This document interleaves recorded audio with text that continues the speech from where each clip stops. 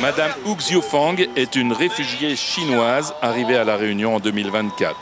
Avec son mari, elle a fui la Chine, victime tous les deux d'arrestations arbitraires et de tortures en 2004 et 2007.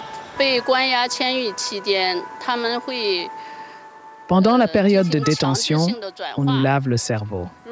Si l'on refuse de mentir, ils suppriment l'eau et la nourriture. Ils nous enferment dans des cellules sombres et dans les cas les plus graves, nous frappent avec une matraque électrique, ce qui fait que nos mains ressemblent à des patates douces grillées. Tout cela pour une seule raison, ils pratiquent le Falun Gong ou Falun Dafa, une gymnastique douce avec exercices méditatifs qui conduisent à la vérité, la bonté et la patience. De quoi affoler le régime communiste chinois. Il a envoyé des agents en infiltration dans les points de pratique et il a évalué.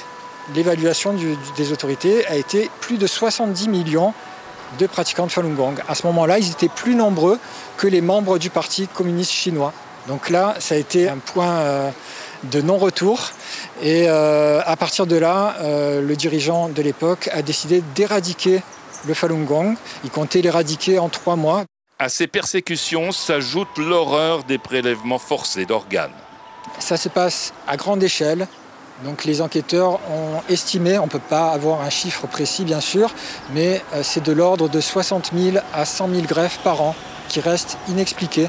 Les autorités chinoises ne peuvent pas dire d'où viennent les organes et ne peuvent pas apporter de preuves surtout. C'est pour alerter, informer et aider une vingtaine de réfugiés chinois que l'association Éveil de Chine a mené une action aujourd'hui sur le front de mer de Saint-Paul.